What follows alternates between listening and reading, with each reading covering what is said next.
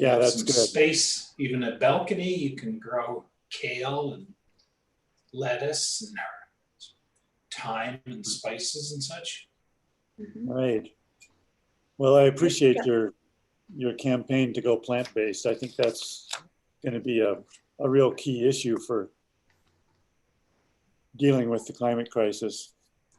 Yeah, and my wife always gives me the gears just fully or correctly when I do say I'm vegan, because I'm not. I'm often a contradiction. So I think the thing is to not try to be too ideological about it, but say that, yeah, I'm moving to plant-based. And I tell you, I feel much better. Personally, now I know some people will say, but no, the other people will say that they need meat, so that's fair enough. But personally, for me, I've found that I experience a lot less inflammation and just generally feel much better disposition, even not only physically but mentally. So it's I guess all I can say is for people to try it. I've also lost probably over 20 pounds in the last couple of years. Just not really by not by doing anything other than being more plant-based. Huh. So how's things in Helena, Montana? You got snow down there, and yeah, we got a bunch of snow over the weekend. My sister just lives out of town. She got 18 inches. Wow. Yeah, that was a big Easter present. Wow. We often have an Easter blizzard. Sounds like Cleveland, which is where I'm originally from. Oh, is that right? Every Easter, I had this cute little dress and cute little shoes to go to church, and I ended up having to cover up with a coat, a scarf, and boots, and everything. So, Skip, could I ask you a question? Yes, you can, but just a moment. I need to say one thing to Miles. Miles, I was successful in getting onto YouTube this morning, and so we are live on YouTube. If you would monitor that. Okay, I got to go get my other device here and set it up so I can watch on YouTube separately for you. Okay. So let me just disappear for a bit. Yeah. Okay. All right. Go ahead, Deborah. First of all, how is Cindy, the nurse, your friend? How is she doing? Who is it? Cindy. Cindy. She's been very good, and she's making very good progress, it seems. Great. And she's been involved in several of these check-ins now. So, I expect her to. I expect her to be here today even. I'm hopeful she will be. Did she give you a copy of that list of herbs and things? I'm very interested in that by having no immune system, especially having lupus, which is now extremely active. Right. If you've got a copy of that. Hi, Nancy. I didn't receive that, but I have a chat going with her on text messaging right now. So let me just ask her right now. Okay. Yeah, I would like a copy of that, because the more things that I can do herbal based is better for me than, right now I'm on like 5 prescriptions, but hey, I'm sitting up and I'm kind of talking. Yeah. Nancy's been helping me. God bless you, dear. It's so good to see you. Hello, Nancy. She has been my angel.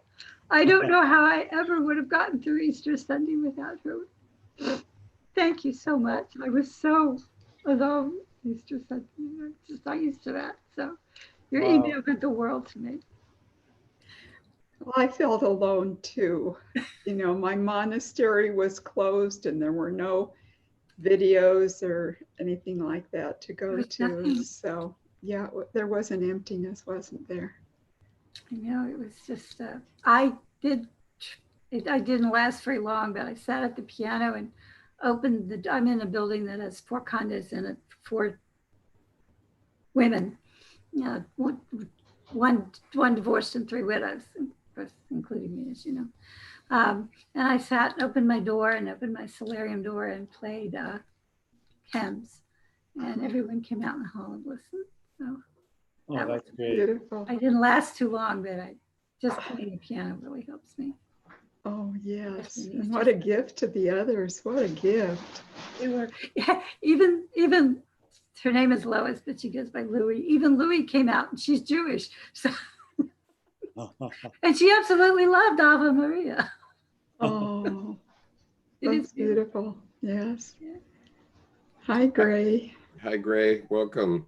Nice to see you. Cindy is coming on, I think. Hi, Nancy. Hi, Skip. How are Hi, y'all? Miles. We're hanging in there. I like the bowl engine edition. When did you make that upgrade? I don't know, 3 or 4 days ago. Your And, head is very well placed in between the 2 spires. And my guess is with you, Skip, that's rather intentional. No, it wasn't intentional, but That's great. yeah,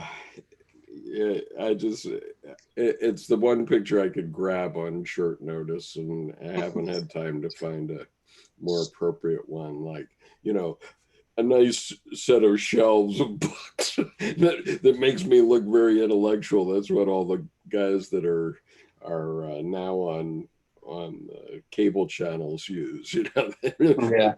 They pretend they're sitting in front of a group of books. Here comes Cindy now. She'll be. Well, this was the first time in my life I've ever spent Easter outside of church. That was really weird. And I did participate in a couple of Zoom services, but man, it was still very strange to be alone on Easter. Yeah. Did you get a chance to look at the rest of our check-in? No, I didn't.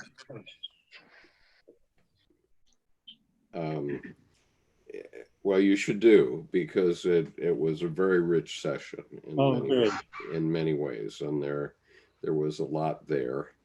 And Cindy has joined us, and maybe she can. Good morning. Good morning. Good morning. How are you Just trying feeling? to get myself together. Oh, okay. Well, you don't have to show yourself until you're together. I just sent that list to you again to Gmail.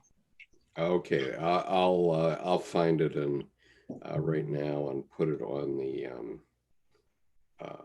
I'll put it on the chat here. Now there's a 19-page paper that explicitly describes it. And there's also a 2-page paper that I condensed it down to. Mm-hmm. And then what I just sent you is a 1-page protocol recipe. Okay. That condenses it down to the bolts and nuts. All right, great. All right, I'm not seeing it yet, but things are slow. I had a notice from Zoom today that they're now going to allow you to select what regions you want your Zoom going out to, and I'm presuming, and to restrict it now, I'm presuming that this is to protect the educational Zoom calls that go on every day now. And so I'm trusting that they're going to keep, allowing access from places like India. I've invited a couple of Indians today, and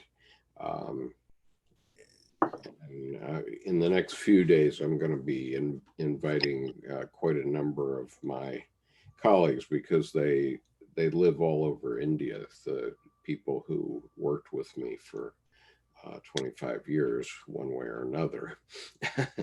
And so we may get some more over time, but I have to gather together their email addresses and invite them, which I will do. And I'm wearing black today because I'm in mourning about the loss of Thomas Arst, and I just want to share with you his picture. This is Thomas in front of the Dr. Jung's stone at Bollingen, and sadly he died Sunday from a heart attack. And I was, ever since last summer, I've been looking forward to meeting him, and I was to meet him in Aranos a week from tomorrow, and unfortunately that's never to be now. So very sad about that.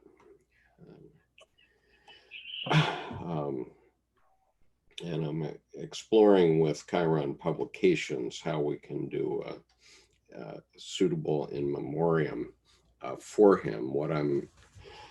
What I've been thinking separately from Chiron. So I've heard from Murray Stein, who thinks it's a good idea, but I haven't heard any official attitude from Chiron Publications.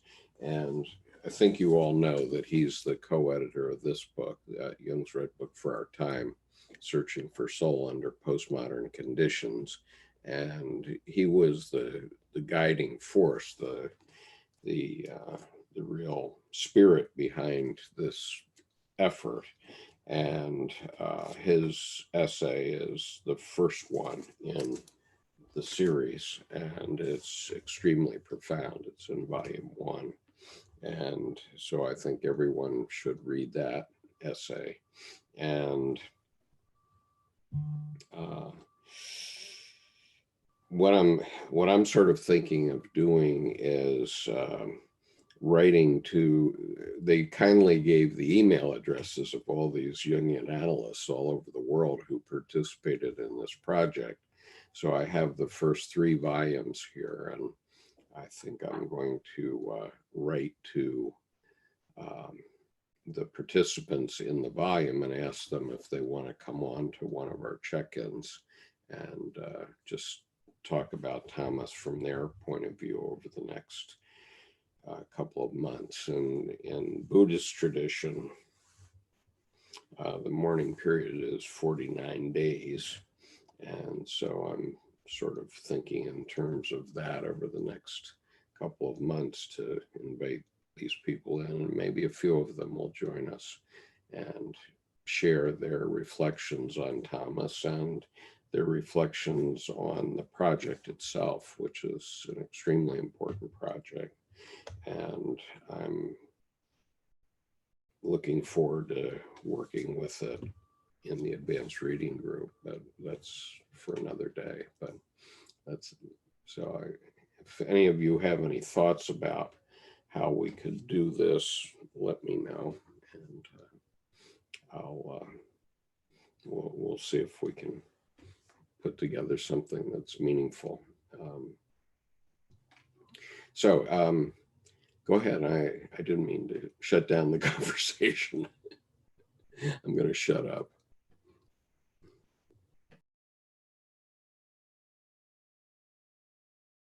I'd just like to say that my heart goes out to you, Skip. You were close, and he was a very special mentor in your life. You've known him for at least 3 years, and have talked to him, worked with him, looked forward to seeing him at Aranos, and then the virus hit, and now he has gone on. So I just wish you peace. Well, he knew what he did, like Dr. Jung. He too knew what he was doing, and he did it. And he actually, according to the information I have, he actually did not die from the virus. He actually had a heart attack on Sunday morning, 2 mornings ago. But I guess we don't know, because they're saying that some heart attack deaths are actually coronavirus deaths. I just don't know. And I'm looking forward to seeing something more from his family as time goes on. I looked at his Facebook page today, and there's no hint that he's died as yet.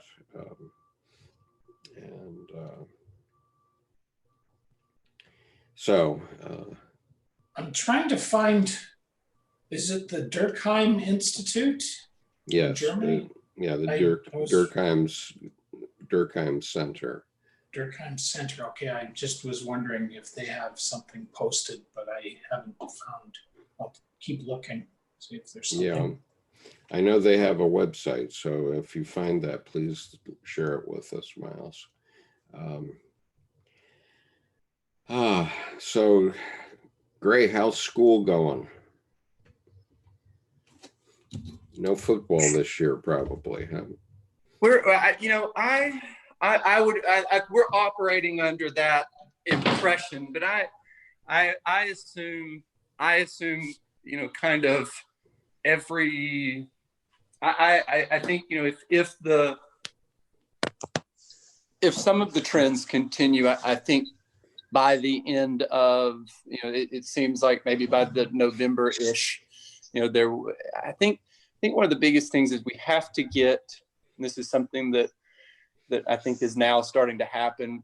We've just got to find a way to get mass testing to as many people as possible, and it needs to be on the community level, right? Sure. It doesn't need to be on the, and I think we're very fortunate here in Macon to have 2 very kind of smaller independent hospital chains, and I think a lot of the good medicine is coming from places like that, where they can operate and focus data on a smaller population rather than treating everybody at the same time, which is kind of, I don't know if y'all been following this. There's been backlash on social media about nurses and doctors dancing and things like that when they're not doing COVID work. But people just don't grasp that there are some sections that work COVID. There are some sections that are, that those nurses aren't in those anyway. And but I do think these smaller hospitals and in some of these smaller communities is probably where a lot more movement's going to happen. I am very hopeful for enough mass testing, though, to where, especially, and it's not just for kids, but for everybody. Like, Sure. Goodness gracious, how long can we keep children locked inside? It's one thing for me. I'm fine. Like, Yeah. it doesn't bother me. Like, you can write a book. yeah. But I have experienced a good bit of creativity in terms of teaching. I'm really working on collective note taking through some Google documentation. We're pretty close on establishing and kind of holding our curriculum from the school base, which has been something that I've been working on with some other teachers. I will say this, it seems like when I encounter a kid, even through chat, like we're doing right now, it seems to be more meaningful to them than it was in the past. So, I hope that for those of us who remain healthy and those of us who remain kind of functioning properly, that the gratitude increases, right? I just think that's something that we've been missing, is the gratitude for the daily, for the day-to-day shit, and we want to avoid the day-to-day shit and live on peaks and live in valleys and peaks, and it just, Yeah, I think we're going to end up with a kinder, gentler society in the future. I have that impression because just Debbie and me going out, we're wearing our masks, of course, but we just walk around our community. And we're fortunate to live in a gated community. And it's mostly old people. Okay, it's not officially an old people's community, but it's mostly old people, and people seem to be lightening up. They seem to be greeting more in a more pleasant way than they were before. You know, it's no longer the hi type thing, but it's actually wanting to talk and wanting to communicate. And I think if this goes on for very long, it's going to cause a lot of people to change. It's a big collective unconscious change that's coming to us. I've been pushing and kind of speaking into the world. I think I probably said it here that I'm hopeful for the world's largest ego death. Just get rid of it all. I understand some shadow would pop up, but I mean, yeah, whatever. You know. Well, it's definitely going to tamp down some egos. I hope so. I really do. Right. The age of certainty, and even as Thomas Arzt said, the age of angst, which is definitely a certain condition, right? That's a framework of mind that a lot of people stay in, and Right. and rightfully so, based on our current circumstance. Anyway. Yeah. I'm also really hopeful in that regard that this is the kind of crisis that we've really been needing for a long time, that pulls us away from individualism, and especially us Americans that take such pride in our rugged individualism, and makes us concentrate on the health of the people around us. And another thing that I have just become aware of is how so far the really poor parts of the world have been spared, like Africa. It's kind of amazing to me that there are so few cases in Africa, and when it really starts to spread there, it's going to be real Armageddon, because they have so few resources when it comes to healthcare. Yeah, and India is another one that is really frightening. I mean, they're admitting 10,000 cases right now, and 358 deaths. My friend Seshu this morning told me they're officially locked down to May 3rd, but you know, that's obviously not going to be enough for India. And so Kushbu needs me to send her the link again. So I have to go to that. So Tim, would you take over for a minute while I take care of Yeah. I just wonder how everybody else is feeling about the sort of the collective meaning of this crisis. How do you feel this is going to affect humanity as a whole, and our ability to get along with each other and to cooperate when it comes to major collective crises? Does anybody have thoughts on that? I don't want to take up most of the time thus far in the meeting, but if the Rebel Wisdom channel on YouTube, if you haven't followed them or focused on them, they're doing a whole lot on collective sense making, and it's very, very, very, very, very, very impressive.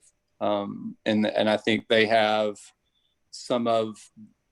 the people that they've been presenting offer such a better viewpoint on this than you get from the news media, certainly than you get from Twitter or what I would assume is I can't imagine being on Facebook. Like, I've been off Facebook since 2010, and every single day I hear something that I'm just like, oh, thank God I'm not on that. But that is a platform that's making major discussions on collective sense making and in the time of crisis. And, just a whole lot, and really and truthfully, it's not all that complicated. It is kind of just this letting go of this sense of certainty about who you are and what you're supposed to be doing, and not negating the good parts of that, understanding yourself and things like that are positive, but focusing the attention and focusing the narrative on the collective. Because ultimately that's where we all are, right? At this point, it's kind of, we're all doing that thing, and what you want or what you hope for or what you even think in our current circumstance is not really relevant. Like, what are you doing? How are you helping people? How are you doing? If you need to be helping yourself, how are you doing that? That's just, anyway, that's something that I really, really do want to encourage people to do is follow Rebel Wisdom on YouTube. And they have a whole series over it called Collective Sense Making. And a lot of it's all Corona related and how to deal with it. Well, great. Thanks, Gary. Gray,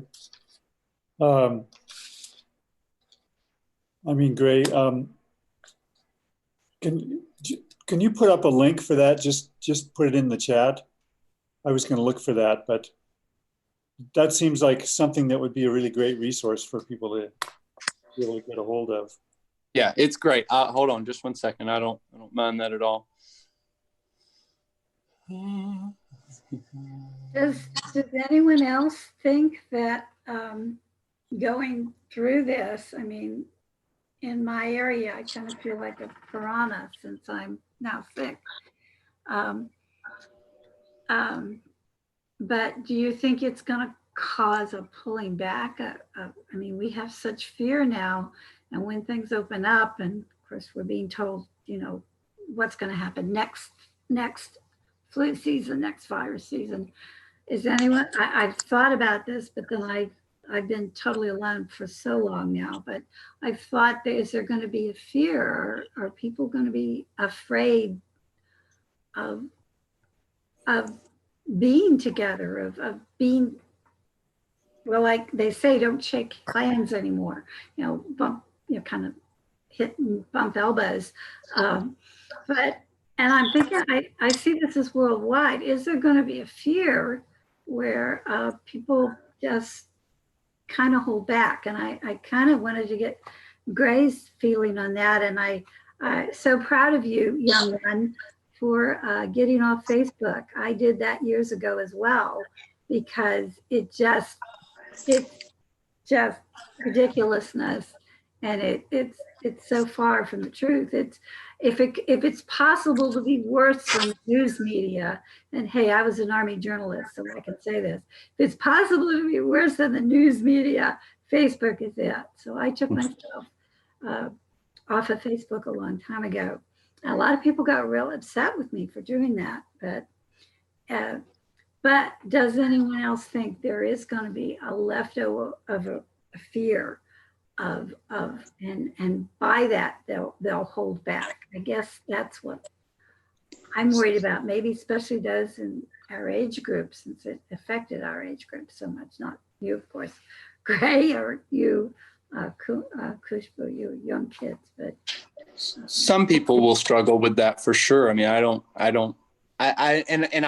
say this: I don't think that's an unnatural response. The fear, it's not.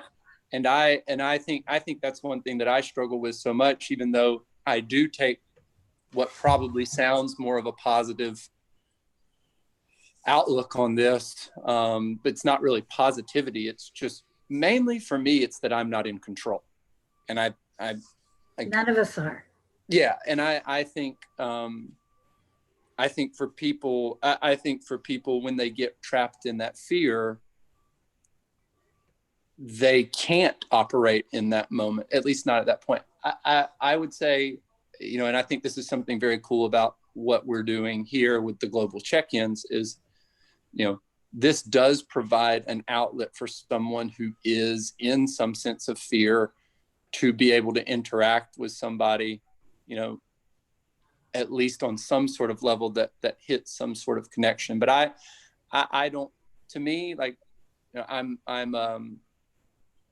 I'm not going away from hugs, you know. I'm just not, like, I mean, if, you know, and I think once, and that's another thing that I pointed out about getting the testing, right? I mean, that's, it's such a big deal, right? That we're able to test and understand who has what. I don't really care for that on the national level, but I'm very, very hopeful for it on the local level.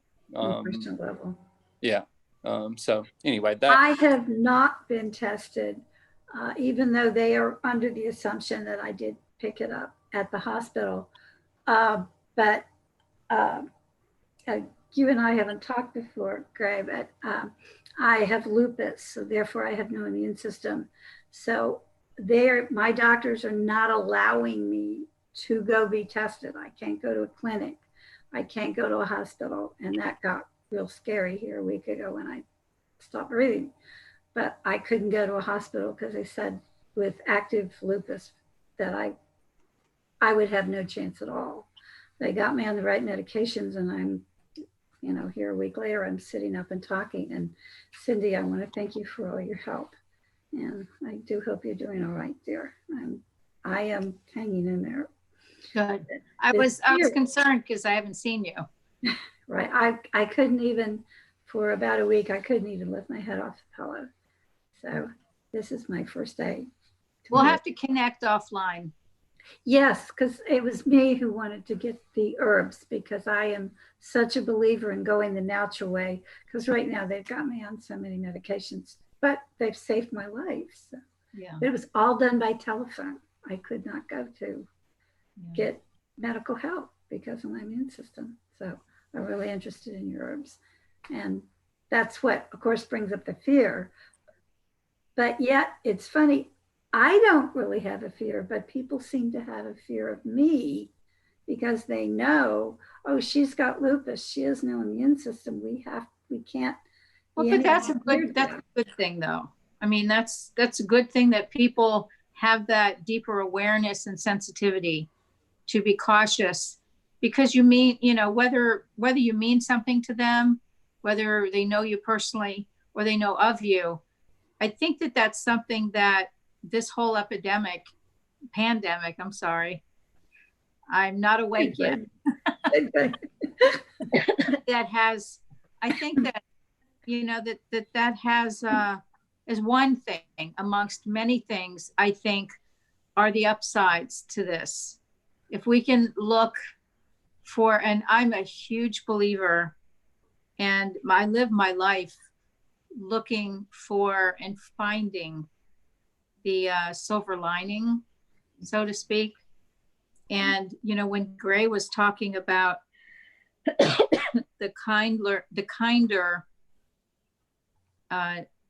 world nation that is coming out of this. I mean, I haven't even had my tea yet, so I don't remember if he said if it's already coming out of it. I'm sorry, I'm a little fragmented right now, but hopeful. My term is hopeful. I'm hopeful. Hopeful.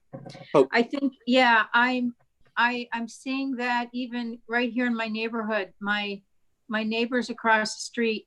Now, she's immune compromised. She's had breast cancer, thyroid cancer. She's had Lyme. We have Lyme together, so we share a lot of info. But when I started, you know, with my symptoms with this, they were bringing me meals. They're checking in with me every day. And we do that in my neighborhood because I've lived here for, 40 some years, and she's kind of a newer transplant in the last 7 or 8, but thank goodness for new people, because she's the sweetest person and most thoughtful person and kind and giving person that I've met. I thought I was, but she is 10 times more than me. And so I think that this is going to be a huge byproduct out of it. Now, that's not to say that there's going to be, you know, people. I just remember seeing that young kid on the beach in Daytona, and it's like, hey, you know, if I can have a drink, or what, I forget what he said, but it was blasted all over the news. There's still going to be people like that. There's still going to be naysayers. There's still going to be people that the narcissism in them is going to, you know, bubble back up, and it's going to show its, you know, head again. But I think overall, I think that, you know, the animals outside are, you know, their behavior habits have changed. I'm seeing so many dandelions in my yard now. I don't like, where did they all come from? Just there's changes on so on so many levels. And you know, yesterday, was it yesterday? I'm losing track of days. I think, yeah, it was yesterday. Skip and I we kind of stayed on talking a little while after one of our meditation sessions. So we were on Zoom, just the two of us, and it was pouring rain outside. And I just, you know, in the last couple of years, going to work, coming home, trying to keep a house, just the busyness of life, I wouldn't have heard that as much. And I ended up, you know, so it was so nice to hear the pitter patter of rain and the rumble of thunder. So Skip, I don't know if you heard that where you were at. I mean, there were tornadoes yesterday afternoon, but we ended up with a rainstorm. And just to be in tune with what's outside of me, what's outside of my house, without, you know, yeah, I think that there are some good changes. I think that there's necessary changes, you know. And Gray, when you were talking about people reaching out and being kinder, you know, there's one area in my life that is, you know, it's painful because I haven't seen that. And I don't want to really get into much here, but, and I kind of alluded to it a couple of days ago, but I've been, the communication with a family member has been distant. And I've learned a lot that it's, you know, part of this generation that has been maybe felt entitled, but there's no communication. And my worries and my concerns about my grandchildren are heightened. And I can't, you know, we're all reaching out, and the neighbors are bringing me meals, and people are, you know, helping each other. And I'm passing gloves out where I can, and masks. And, you know, we're all concerned about each other, but yet there's still an element that for me, it hasn't happened. And so anyway, I'm hopeful. I try to be eternally hopeful. It's funny. This thought came in the shadow when I was going through a really hellacious custody battle with my daughter, you know, way back in the mid to late 80s. We all had to see, you know, psychologists because we were going to go the legal route outside of court. We were going to go for a mediator, and we all had to be tested and analyzed. And I was diagnosed with Pollyannishism. And I think I still have it today. I don't know if I would say it's Pollyannishism, but I just try to be hopeful. So is that a quality in the DSM? I mean, do mental health I don't know. I haven't seen. Oh my God. But that's what. Who assigned that? Yeah, that's what was put in by the psychologist. Oh, geez. Really? Oh my gosh. Yeah, she said I mean, that's just, that's certainly not a medical, no, it's not. medical name. But if somebody told me that, I think I would feel proud that no matter what happens, I'm looking on the positive side of life. Yeah. But I certainly agree with you with our youth. My family doesn't even know I'm sick. Mm. My granddaughter she's in college, and my son is trying to hold down a job, and my mother's 95. I don't want to worry her. My brother, a Vietnam vet, is just had surgery left over from Vietnam. So my family doesn't even know I'm fighting this.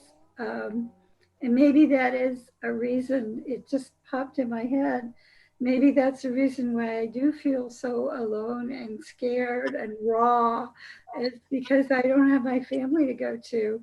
And it's hurt me this week to not be even able to see you guys, not being able to sit up or raise my head. And I said, Nancy was my blessing. And Skip, he contacted me, and Tim contacted me, and Joss contacted me, but my family doesn't even know, because I feel if I go to them now, all it's going to do is scare them. But it leaves me feeling empty. So am I going through the same thing here, Cindy, you think? Yeah. Deborah, let me just interject, Deborah. Let me just interject for a moment. I did send you the herbal recipe, and you should have it on your email. And thank you. Thank you so much. Thank you, Skip. Thank you, Sydney, because I really want to. Because Deborah asked about that earlier, this is the recipe that Cindy recommended. And so for our global audience, I want to share it also on the screen here, just briefly, so that everybody can see it. So if you're watching this in the playback or on YouTube, you will be able to go back to the playback and find this part of this video and replay it for yourself if you want. And also you can ask me. I put my personal email address on the YouTube chat, so you can write to me and ask me for this, and I'll send it along. Cindy, would you just tell us quickly what your thinking is about this? Sure. Well, I've been on this for 5 weeks now, 5 weeks and a couple days. And I go to an integrative medical practice where they are MDs and PAs and NPs, physician assistant, nurse practitioners, and medical doctors. But they are primarily trained in alternative medicine.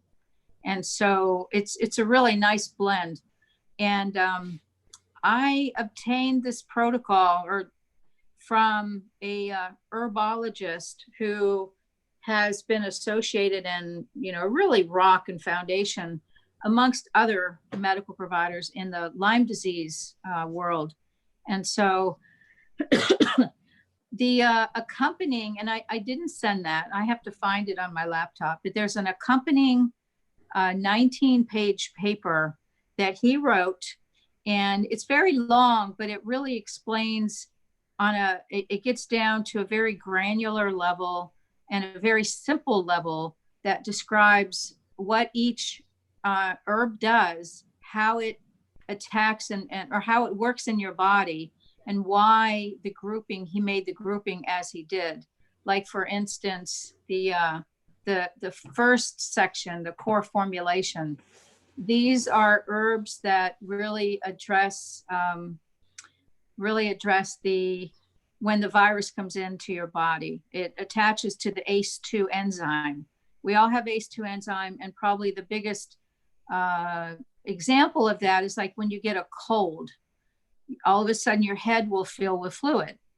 Well, part of that is that the cold virus, which is a coronavirus as well, that common cold, it attaches to the ACE2 enzyme.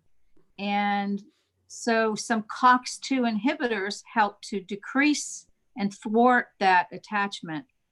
Now, that's a medication. That's an over-the-counter that you can buy at any drugstore or pharmacy or, Target, Walmart, Walgreens, whatever. But these are herbals, and these herbals do probably a much, much better job at thwarting the early attachment of the viral particles on the ACE2 enzyme on the epithelial cell. Now we have epithelial cells, and I don't want to get real in depth, but we have them throughout our body. And it's our superficial layer. If you think of your hand, you have epithelial cells on your hand surface, on your arm, leg, but also in your nose and in your mouth.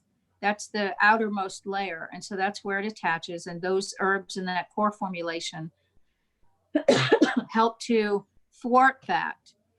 And then when you move into the second one, the immune formulation, these are herbs that are tremendously strong that help to support your immune system.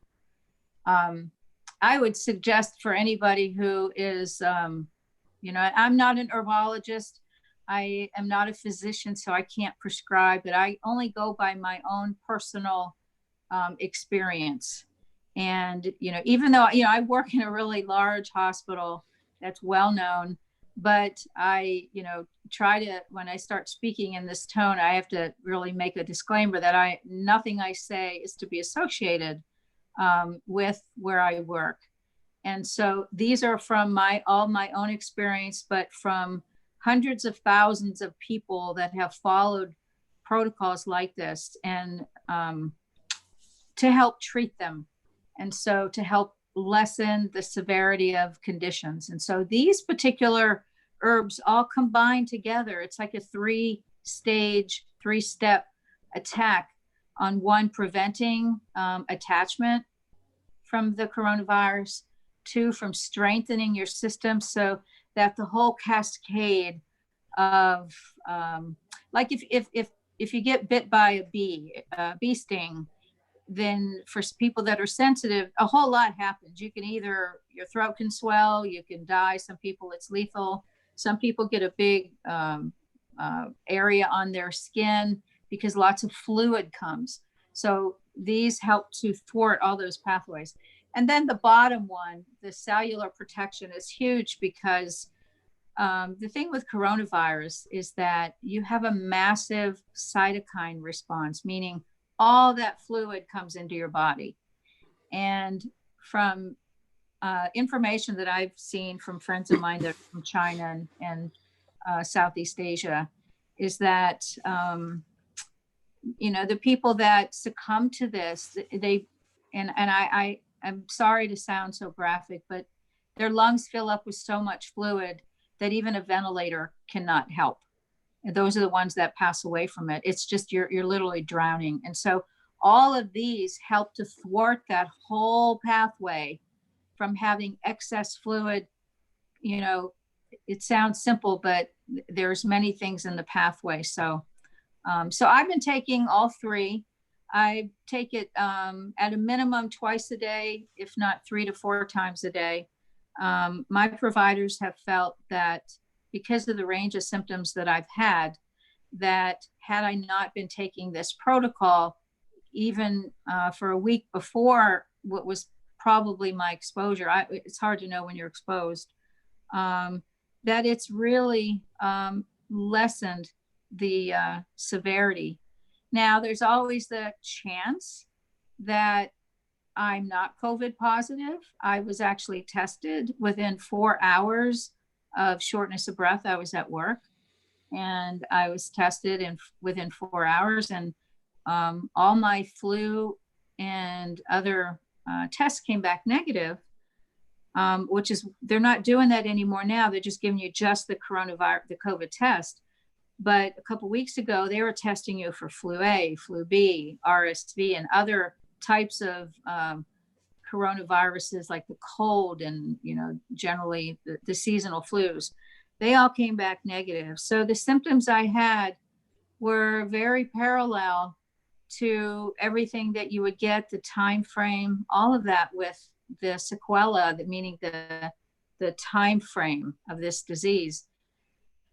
And so I'm interested at some point they want to either retest me or check me for antibodies, but I'm still not ready to leave. My coughing I'm kind of on a roll right now. I'm talking, but the coughing I go into spells. I still have some major GI issues.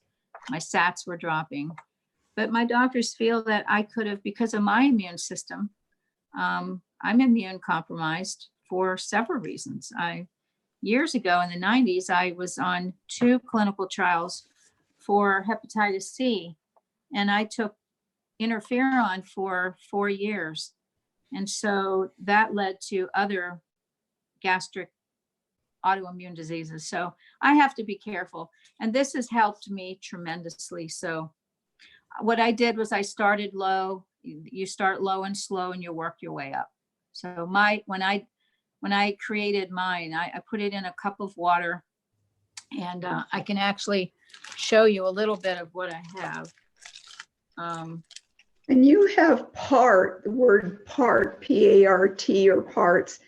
What measurement are you speaking of? Well, this is a measurement that I came up with. Okay, this is just, for example, one. This is in the core formulation.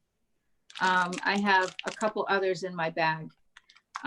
My part is, and I just decided this because I helped somebody some years back when they had shingles, and the shingles went away in 3 days. My part is I take it and it's like 1, 2, 3, 4. I count out. When I first started, it was 7 drops. I've worked my way up to about 12 drops, and that's one part. When I come to something that has a capsule, my part is half a cap. And so I've got all these bags of half capsules in here. And that's how I do it. So now when I take one part of something, it's about 12 drops. And when I take a capsule, it's a little bit more than half of a capsule. So I've graduated my way up. And this particular one, I couldn't find it in a dropper, and I couldn't find it in a capsule. I found it in a powder. So I just looked at the milligram dosage on it and looked at a comparative capsule. And so it's about a quarter to a half, eighth to a quarter teaspoon is a part when I have a loose powder. So that's how I've done it. And as long as your parts stay the same each time you do it, like if your part is 7 drops to start, make everything 7 drops. Now there's something where it has 2 parts, so that would be 14 drops. So that's how I did it. Because I didn't have all liquids. If you have all liquids, then you can you can mix it all together and it's a little bit easier. But I had liquids, I had the droppers, and I had capsules, and I had powder. And so that's how I kind of came to making everything equivalent. So, and it doesn't taste bad. It's when I put the cordyceps in there, it kind of clumps up. I mix it up really good. I kind of put it with slightly warm water, and I drink it down. It's in about 3 ounces, 4 ounces of water. It looks awful. I've had other Tibetan medicine that is, oh my gosh, it's horrific tasting. This is not bad by the time I mix it all together. So. Has your, I'm sure you're like me, you're communicating with your doctor, your specialist by phone, which is what I'm doing. Have they told you, since you do have Lyme's and other things, that since you're autoimmune compromised, they're telling me that they are going to test me after the fact, as soon as it's safe for me to go somewhere to have blood testing done. But they're telling me that having lupus is such a strong attack right now that I probably will not build up antibodies. And I know that's true. I don't build up antibodies like other people do. Are they telling you that as well, Cindy? No, I haven't heard that. I mean, they are, interested to test me for antibodies. Work, on the other hand, is very interested to have me retested, because then I can go back to work. And so, but I haven't heard. Now, I know that I don't see an immunologist. That's one doctor that I don't see. So that might be the kind of message that immunologist would say. But one of the providers in my little toolkit was a hematologist oncologist, because my immune system, I ended up developing intestinal metaplasia, which is gastritis 1 stage before cancer. And so I've been doing everything I can over the last 5 years to thwart that. And so there's other things I take. But if somebody doesn't, take this whole protocol, and maybe you have heard about quercetin in the past, that's something I take every day. It's let me get it real quick, and I don't want to go too far into this, but that is something that it helps prevent cancer. It helps prevent the cascade that occurs in your body of oncogenesis, meaning the genesis of cancer. It helps to prevent it. So for many people that have had cancer, if you have a provider that is more in tune with what natural supplements can do, because not all providers believe in that. Many are just strictly Western medicine. And so it's used a lot in the treatment of, for recurrence of cancer. How do you spell that, Cindy? It's Quercetin.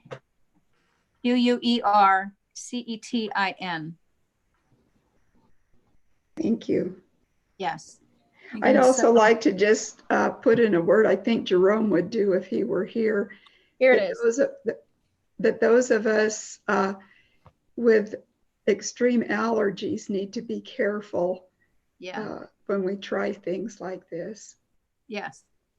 Yeah. I mean, you with any herbs, you always want, because these are natural, you always want to start slow, low and slow, meaning a very low dose, and work your way up, over the course of a couple weeks, and be very mindful. Now, many of these I have taken in the past, but even with these, I started out extremely low. And to go backwards, I did number 1, the core formulation. I did that on its own, very low and slow, for the first 4 or 5 days, just to make sure that I'm okay with these, because there's a couple in there that I've never taken. And so I had no symptoms or anything. I didn't, feel like it upset my stomach or anything like that. And so then I added the second one, the number 2, which is the immune piece. And then I added that in. And then finally, around day 9 or so, I added the third part in. So I added those very slowly. But they're all natural.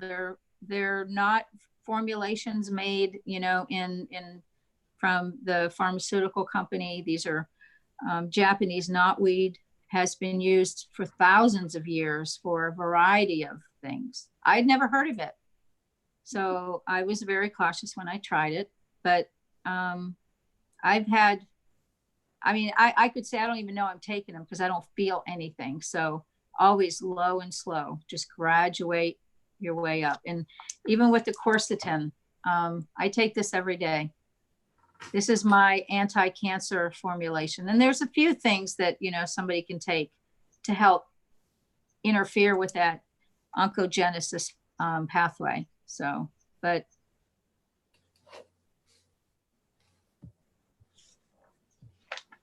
Miles, I think you would be interested in some of this as well, in conjunction with your going vegan, plant vegan.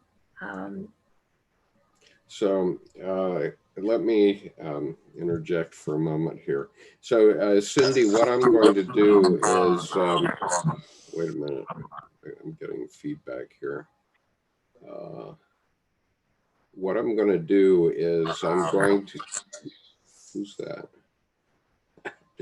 Sorry. What I'm going to do is I'm going to make a short video just of this part that I'll also be putting up. I mean, this part of what was talked about will be in the playback of this video, but it's kind of hidden in the middle. So I'll pull out this piece because I think what you've been talking about here is quite important. And I know that Gray is working and trying to keep working as a teacher. So I just wanted to speak to Gray about one thing, just to be sure we catch it before he has to leave us. Gray, recently I heard that I heard a report about rural hospitals, and they had a doctor on who said she was doing 24-hour shifts because of coronavirus, and she said her hospital doesn't even have a single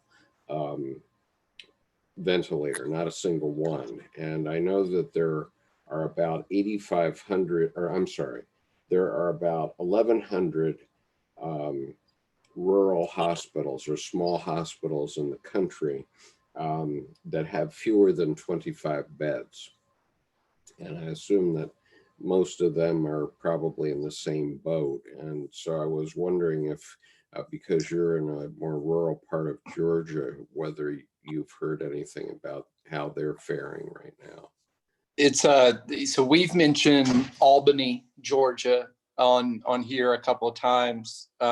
It's one of the more famous places now in the corona world because there were 2 local funerals that occurred in late February where pretty much the whole town was gathered, kind of as we were going. And this is a town of Albany. Albany, I believe, is about 40,000 people. Southwest portion of the state. And that's just a very desolate part of Georgia. It's incredible farmland, very good farmland, but just not a lot of population density. Well, I know now that there's a town called Rome, Georgia, which is about 70 miles northwest of Atlanta, that is, kind of now part of, 70 miles from Atlanta is part of Atlanta at this point. And but their private hospital is turning their parking garage into beds for the patients of Albany, because they don't have what it is that they're going to need. And they're not, and I will say this about, I do think that this is one of the major positives of the way the federal government has handled this, is the depletion and the not having the respirators in the national stockpile. They're sending them directly to places in real time, or they're supposed to be, based on what the state needs. And that's the hope, but it's not, there is no way to keep up with that in real time. Right. I mean, if you are a hospital in Albany, Georgia, or God forbid, outside of Albany, Georgia, maybe a town like Blackshear, Georgia, which has, less than 800 people, what happens when that person gets there? Because I think Cynthia said this. I think a lot of people have come up and said this. It's like, when you get it, like going out is it might not be the move, right? I mean, I don't know, to get them to the hospital is going to be difficult. To get them transported is going to be difficult. So yeah, I think in the rural towns, in the most rural towns, and in the most rural places, there's going to be a very, very big split differentiation between the people who, because isolation is easy, right? It's easier to isolate in a rural area. So there's going to be positive there, where I think we're experiencing that in Macon, right? But in the most rural areas, you get one social gathering and it's everywhere. And the whole place has it. And then you're overrun. And so that whole narrative is going to be, that's going to play out in a very different circumstance than how it has played out in the cities. Whereas in the cities, everybody's kind of, or not everybody, but a lot of people went into their isolation units, and then you get the normal percentages. But in rural areas, I mean, I think you're going to see a whole lot more of a split differentiation statistically, where a large percentage gets it and is bad sick, and then the other half is fine. I mean, I think, and I'm not, half is, that came out wrong, but I think you'll see a difference in percentage. The other big concern that I have for rural areas is rural areas generally see an increase in smoking and tobacco products. And I don't know. I haven't heard anything about this, but the meth and the opioid crisis on top of that just horrifies me. I mean, it's horrifying because those places in poverty-stricken rural areas, there's generally a massive connection between people who do and make meth, and especially, I mean, and then I don't think it's especially in the South. I think that's everywhere now. And then opioids. I mean, how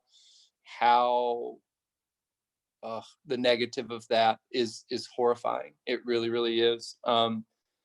So, I mean, I do think again, there's positives in being in a rural area. The issue is you can't keep up with it in real time. If one person went to the city and got it, and has it, it's there. And yeah, it's as you're talking about that, the thoughts that came to me is that for some very, very, very small towns, now where I live now is right in between Baltimore and DC. And so I see Skip in Annapolis. So that makes a perfect triangle where I'm right in the middle. And it's very populated. This whole, we call it the DMV area, the district, Maryland and Virginia. It's very populated. But when you think of some small rural towns where there's just a couple thousand people and they're scattered, one large, for them, large get together can decimate a whole town. And they don't have, that's one of the things that's coming up a lot, is that they don't have the resources available and how to get the resources out there. And that's the one underlying thought behind this whole thing of flattening the curve, not just trying to thwart the spread of the contagion, but to be able to access health care. If everybody's needing health care, being an emergency ICU bed and then a ventilator all at the same time.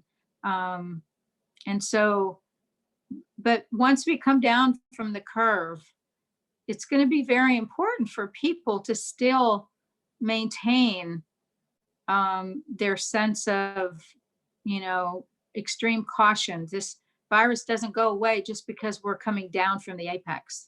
It does. It's not like, oh, okay, it's all right to go out now. It just means, what it really means is that not everybody's gone to the hospital at the same time. Maybe there's not as many people in the waiting room. That's what coming down from that apex means. Yes, it means that it's not, there's not as, maybe the transmission rate. I mean, you can get to a point where in any population, there's saturation, but we have, I don't know the current number of people in this country, and it would take a long time to thoroughly, fully saturate all populations in all countries. That's not something that we even want to think about as a potential. But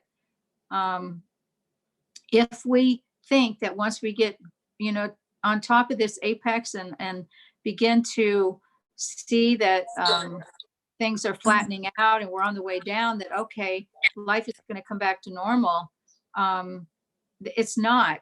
That scares me. That really scares me so much. So, and I actually work in substance abuse, currently, and it's been a real eye opener for providers in this area, because there's even for the people that are getting treatment, to try and comply with the recommendations of social distancing and still maintaining access to healthcare. Even in that arena, many people, and I'm sure this is the same across this country and other countries where they have people on medication assisted treatment, that they're getting larger amounts of it to come home with for their daily dose because of the social distancing and the maintaining stay at home.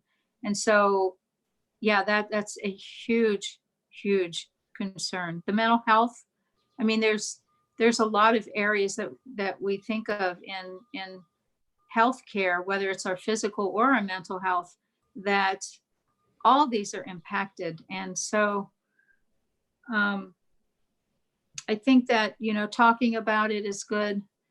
I think that this channel is good because for the people that may stumble on this channel for no other reasons of boredom, or they stumble upon it and they hear something that resonates with them, I think that it will help those people.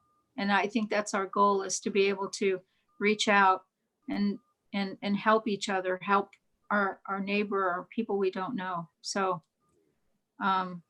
Cindy, let me interject that and give Khushbu a chance, because we haven't heard from India. I'm not sure she's awake. Oh, there she is. It looked like she was in meditation there. I guess that was a picture you had on there. Oh, I don't know what was the picture. I really don't know. But yeah, I am. So anyway, is it my update time? I'm sorry, what was the question?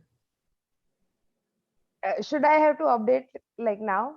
Yeah, is it my time? Yeah, please give us an update on what you're seeing in India. And I'm hoping some of my other Indian colleagues will come on, but I hope you listen to the Easter recording that we did, because about an hour and 10 minutes in that, I told a story about my 4 Hindu partners who went to an Easter service with me in at the Naval Academy Chapel, and I really would like for you to hear that particular part of that video, if you will. Sure.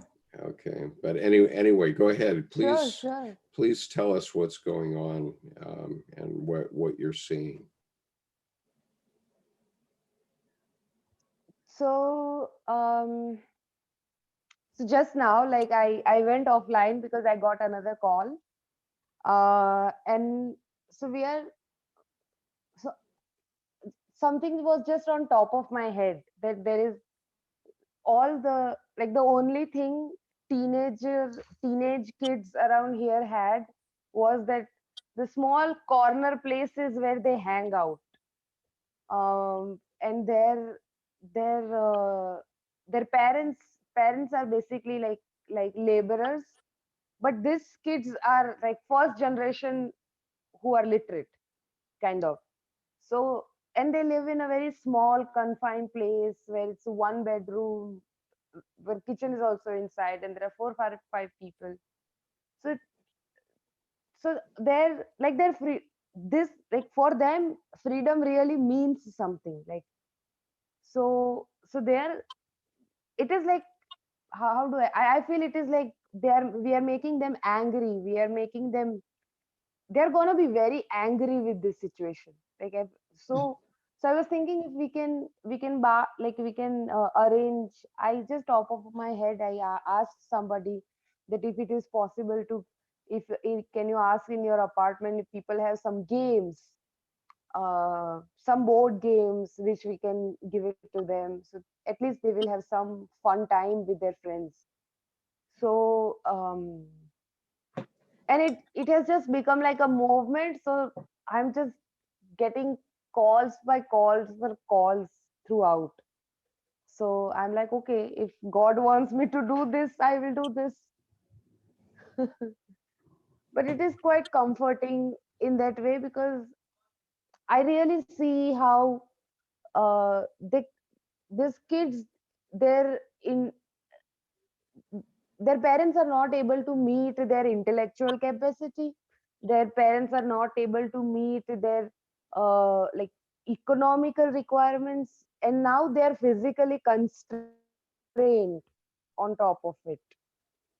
So so for these kids it's like a hell time.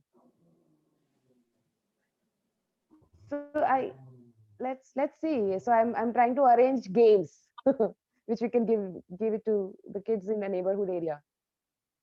Yeah. That has to help, I'm sure. Every little bit helps, there's no doubt. But Yeah, it So- sounds like you're doing really good work. Thank you, thank you. So that has been keeping me busy. Today is our lockdown has been extended till the 3rd of next month, which I am not, which is good. So our the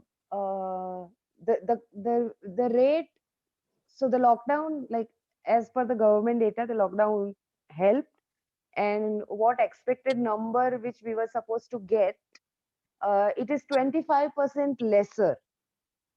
So the new cases which have come out, so that is something interesting. But the bigger challenge, India, so lockdown is good, but there is no way any financial help that can be sent to anybody, like without making physical contact, because they have no bank accounts, even if somebody want to send them money. So it's like we yeah the so in India there is uh, the communication channel, like sedition. Lot of people are being like young activists, they are using Sedition Act and they are putting them in the jail. That has started from yesterday. And Can you news say that channels again? are not. Kushbu, what's happening there? Sedition charges. Sedition charges. Am I pronouncing it right? yes, sedition is banned in the United I mean, the acts of putting down sedition per se is banned in the US, because we used to have alien and sedition acts, which would prevent people from talking about their situation. And so it gives the government power to just arrest people if they don't like what they're saying. Yes. And theoretically, at least, we don't have sedition acts in the United States, but it's quite clear from what Kushbu is saying that they do have in India. So go ahead, Kushbu, sorry. Thank you. One second. Yeah. Yoda. Okay. I'm sorry. I have to run over there, and then anyways, so just I've gotten used to of it. Please, you guys, live little bit of my life here. Yeah. So Well, thank you for sharing that. Kushbu, Yoda is the dog herd around the world. Yeah. One second, I have to go. Yeah. Yodu, please don't do this. Yeah, go ahead.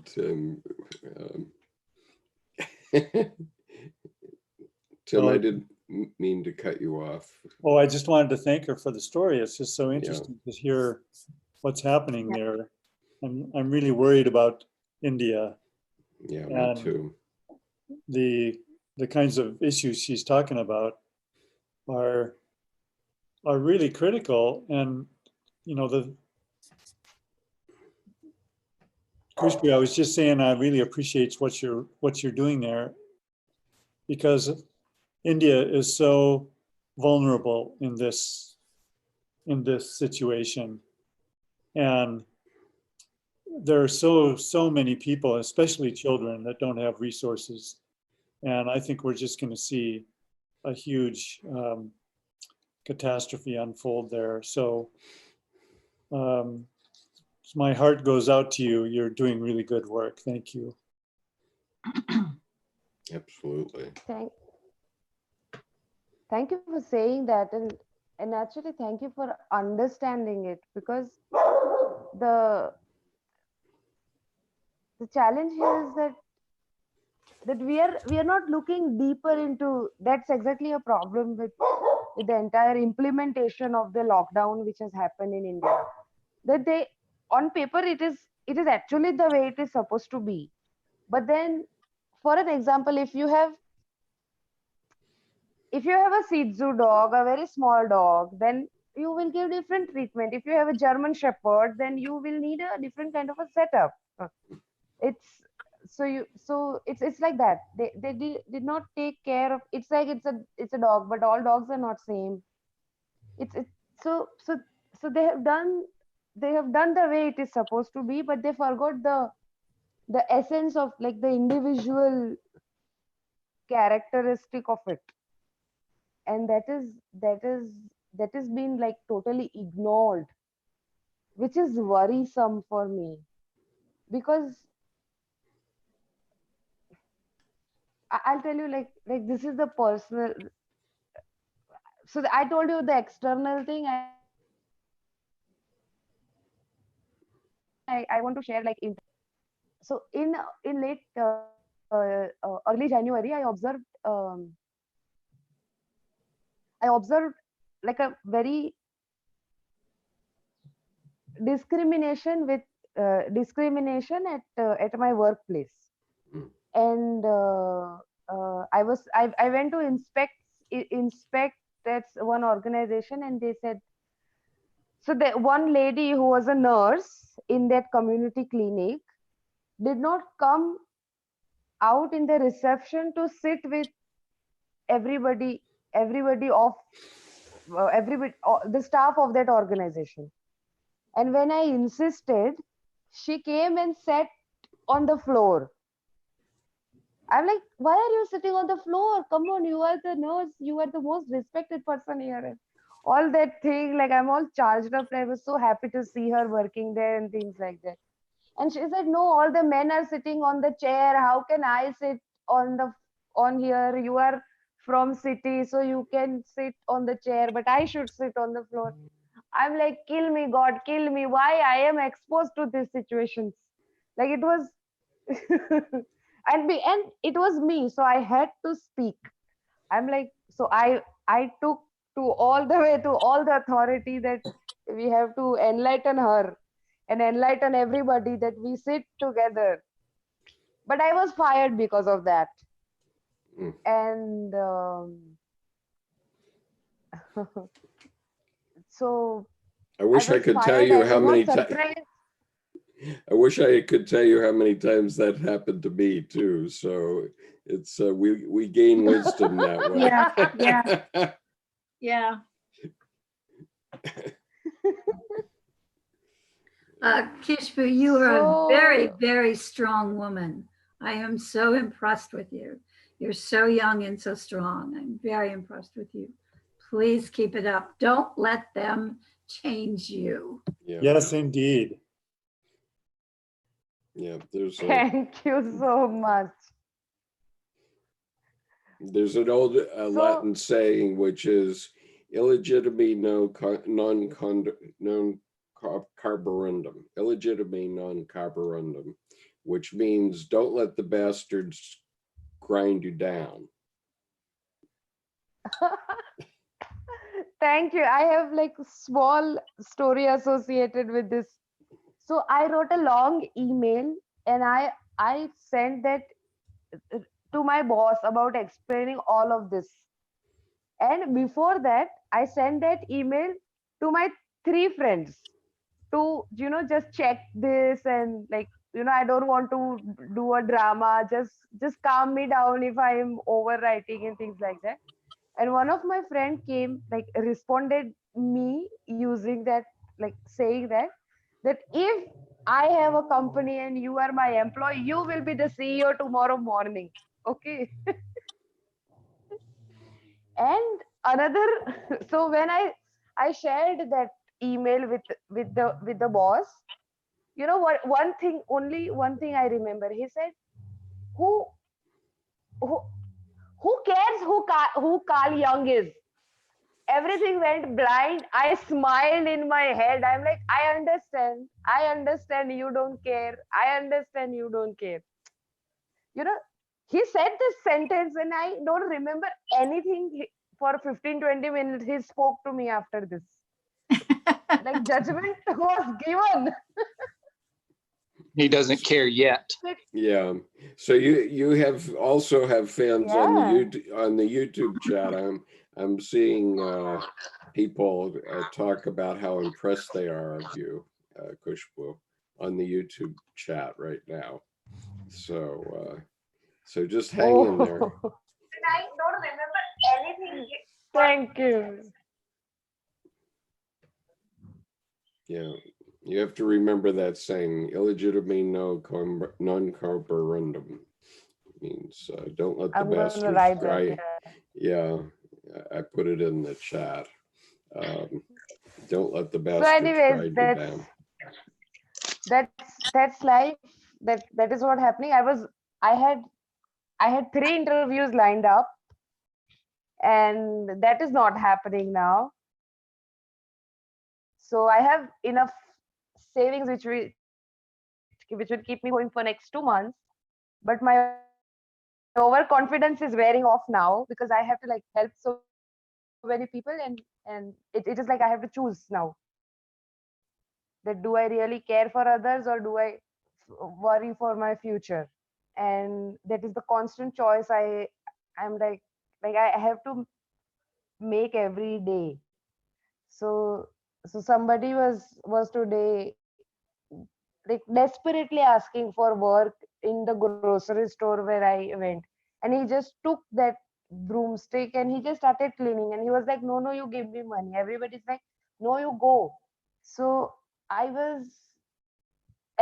just sat quietly, like I was looking at all of that, and then I just gave that man little money, and I'm like, just go home now and wear mask. No, go home, wear mask. I don't understand the local even language here.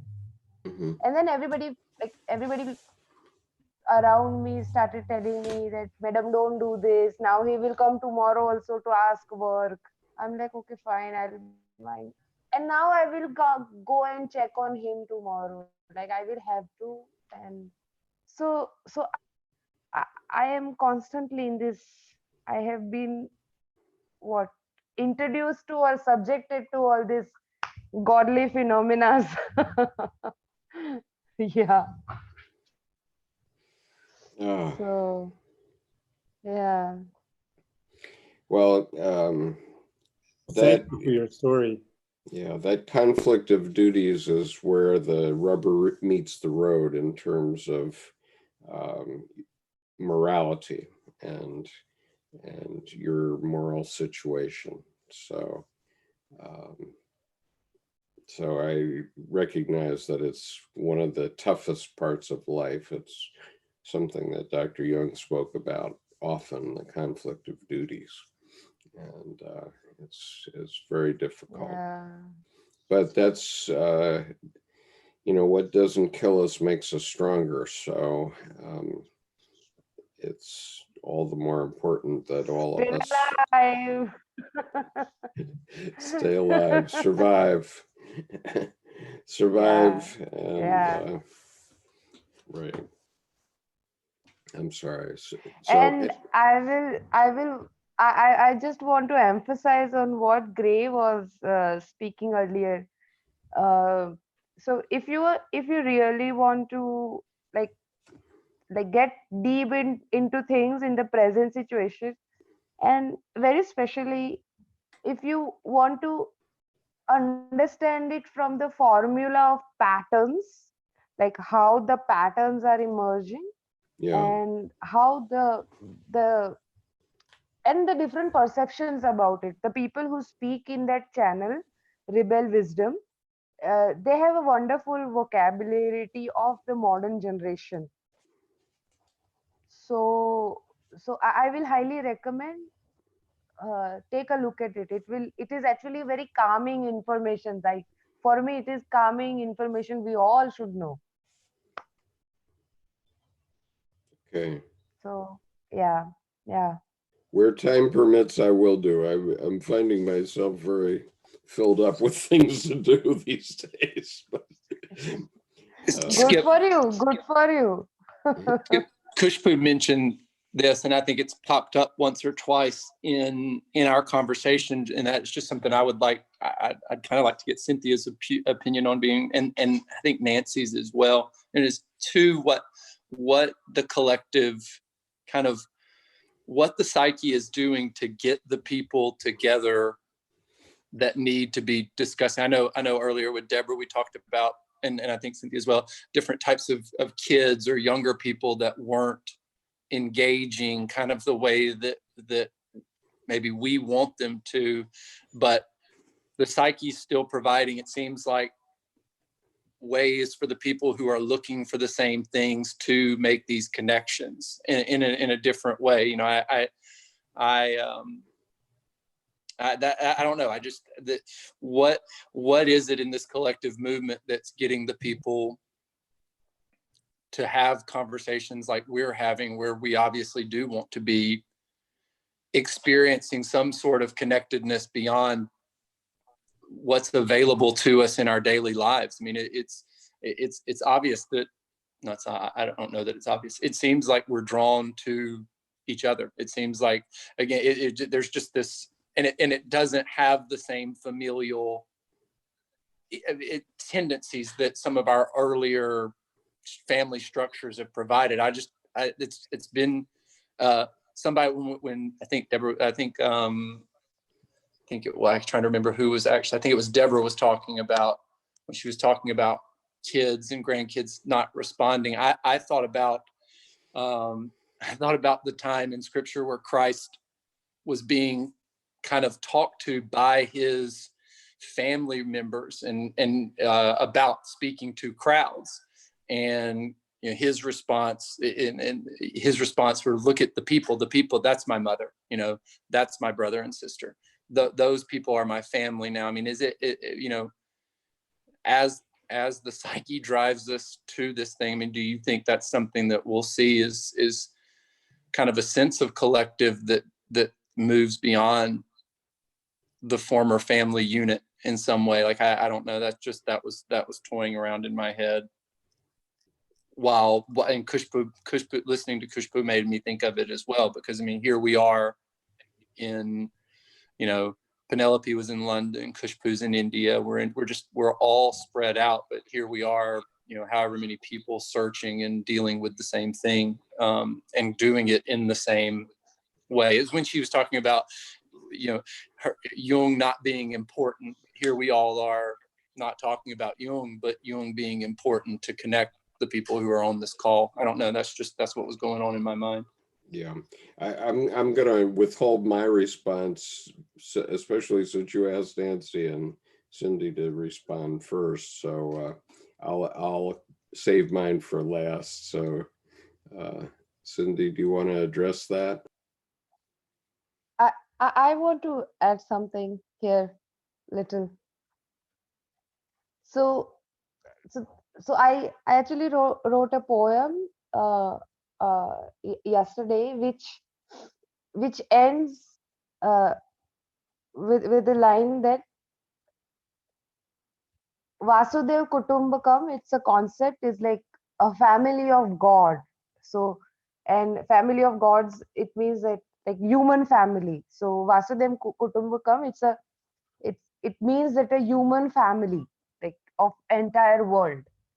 And uh, uh, so I think what Gray is saying, it's like it's really resonating with me, that this family, this Vasudev Kutumbakam, is, are we poking at each other, like are we looking at each other like finally, because how much it matters if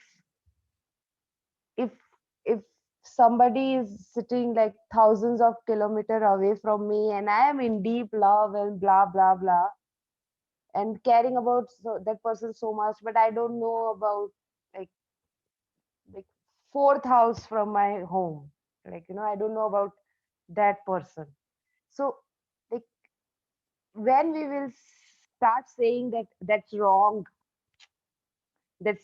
you gotta do that, that is okay, you can love everybody, but that the neighbor is your responsibility, like, is it that time finally we are there? Because if you don't take care of them, it is gonna affect you, so be selfish and do it, but we must do it. But So finally, we are dealing with our neighbors, because we're all neighbors in the whole world, and correct. and and we are the neighbors in your house right now. Correct. We're not Dealing with we're Yoda. not 4 kilometers away. We're a foot and a half from your nose. So you also have to think Correct. about that. And we care very much about you. There's Yeah. no doubt. Yeah. We are Yeah. a And family right now. We are a family. indeed Would we you are. agree? And like I'm choosing family as like I am choosing to take you guys for granted. Like what I mean to say is that I can lock my dogs in the other room, but I'm like, it is gonna be 2.5 hours. They might bark for like 30 seconds when I am talking. So they all will adjust. We all will adjust. So I just took it for granted. Right? And yeah, just letting you know. Thank you. I feel it. I feel it. All the love. Yes. Thank you. Yeah, definitely. That's really beautiful. Thanks. We are a family, and we're here for each other. We're here for who comes and has found,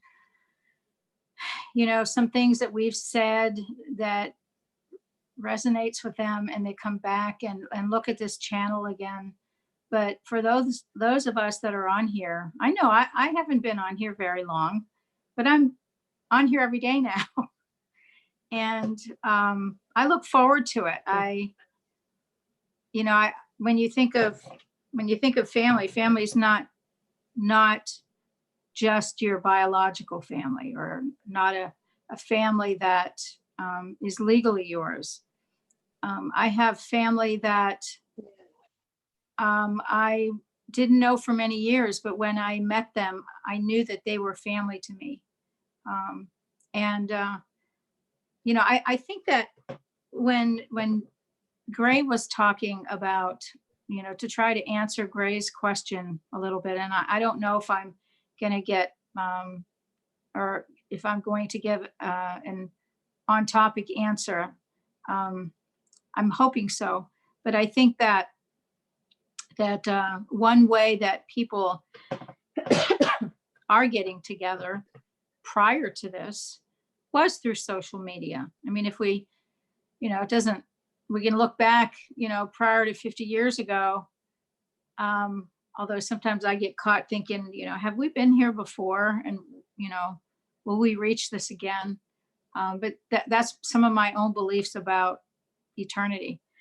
But, when you think of the pandemics that have occurred, 100 years ago and 200 years ago, there seems to have been a significant pandemic that's occurred about every 100 years. and I've only gone back 400, 500, 600 years. We didn't have radio. We didn't have television. Of course, we didn't have the internet. And so I think, well, how did they know how many, people were impacted?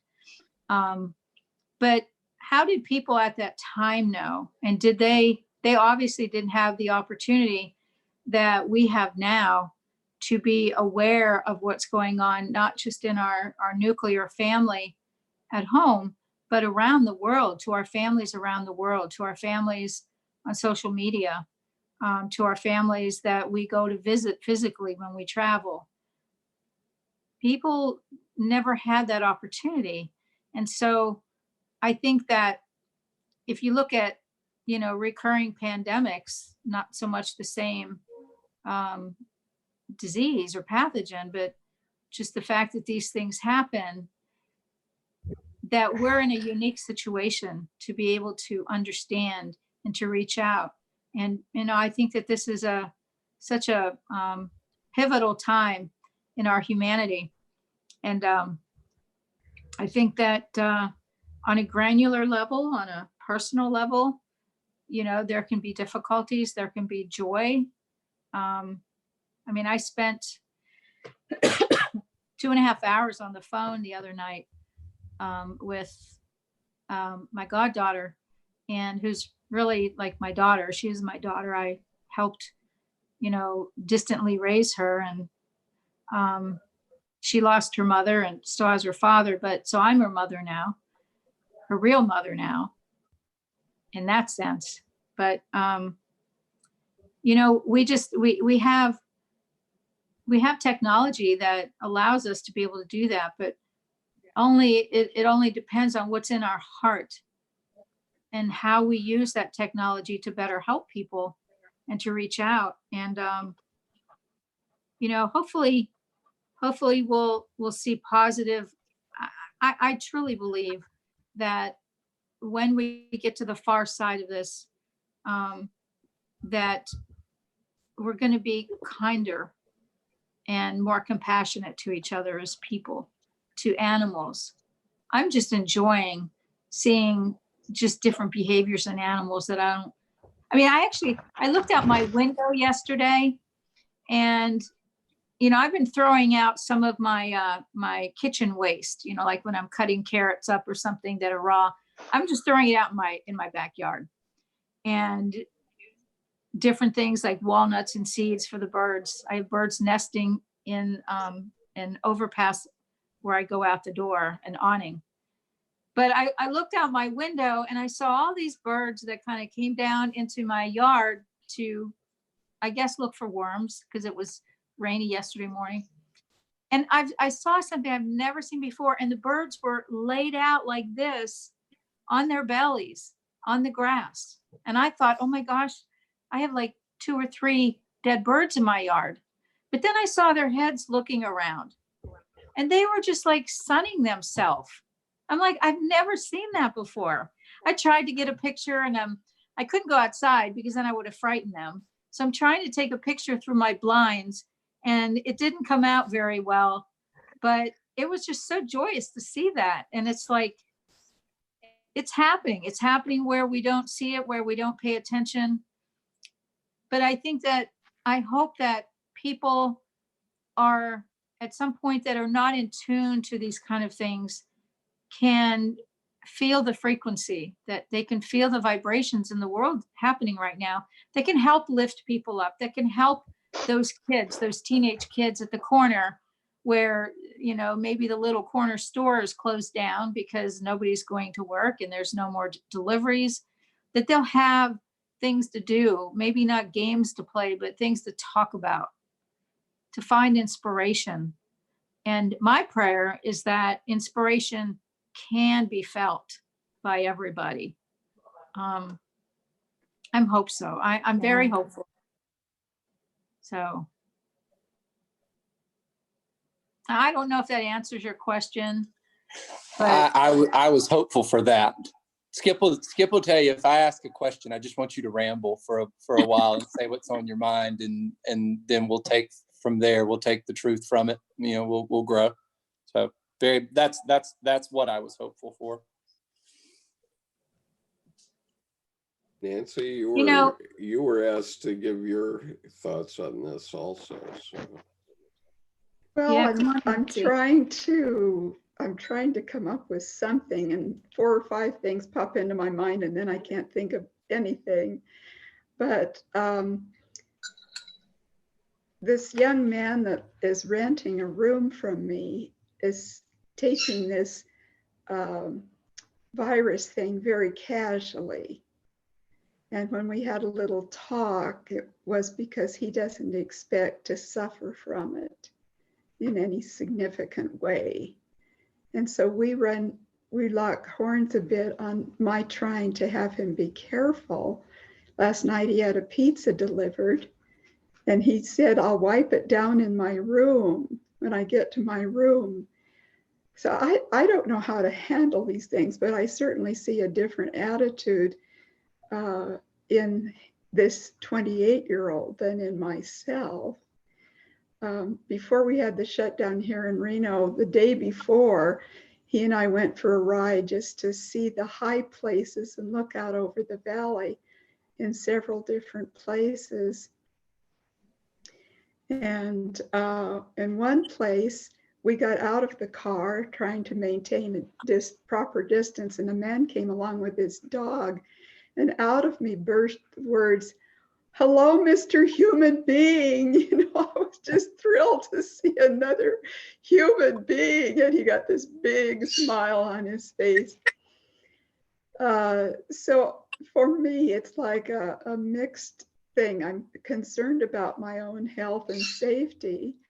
At the same time, I'm delighted to see other eyes and faces and hear a voice or see a smile of just another human being. One thing I did discover about myself that I'm working to remedy, though, is that in identifying and caring about, all the people that are going through this, like the healthcare workers, the grocery store clerks, those who are ill and dying, those who are family losing people. Part of letting in all that sorrow into me, which was not good, was that there was a sense of guilt in me that I was not suffering in the same way that they were. And so I've had to recognize that in myself and let God be God and not me be God.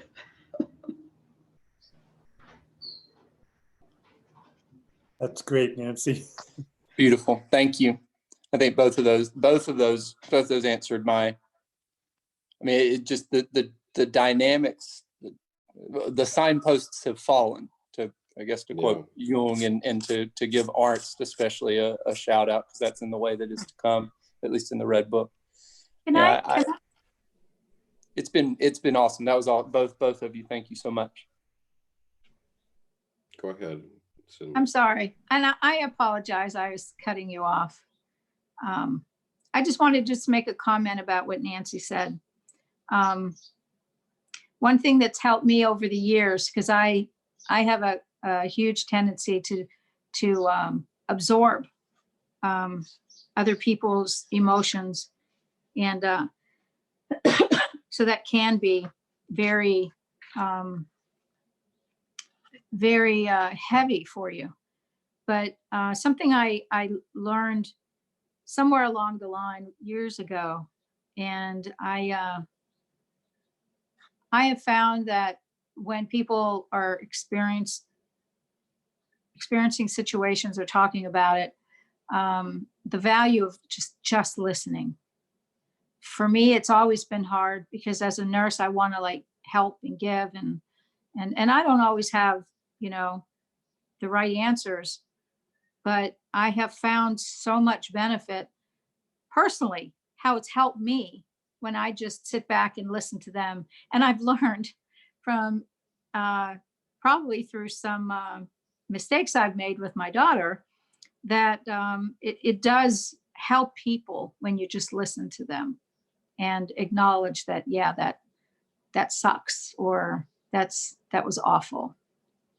I wish I'd have learned that years and years ago, to have been more beneficial. But I see the value now, and it's value for the person I'm listening to, and it's valuable for me. So. Well, Tim and I started this process back, I don't know, just 2 weeks ago or whatever it was, 3 weeks ago now, perhaps.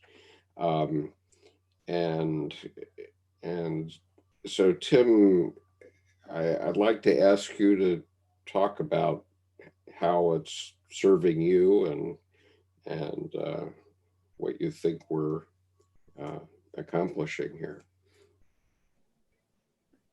Well, I really concur with what we've been talking about, that this becomes a sort of family. I see you guys every few days, where I only see my sister now maybe once a month, although she lives very close and works not very far away. So this contact becomes really important. Reflecting on what Nancy said about seeing this guy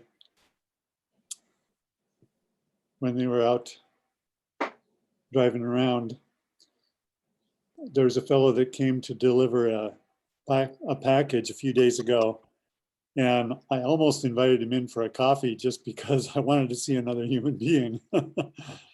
It's just very, very remarkable to see people in the flesh anymore, which is really sad. We are such social creatures. We are like bees, and I feel like I'm a bee in a hive that is separated from all the other bees, and it's just not natural, and I don't think it's healthy. And I really hope that one of the things we can figure out is how to have contact without endangering each other. So I'm looking forward to that. But I think the value of this group is the emotional exchange, sharing stories and fears and worries and support. I think that's so important, and it's important all the time, but particularly in this time when the world is going to be turned upside down and things will never be the same again.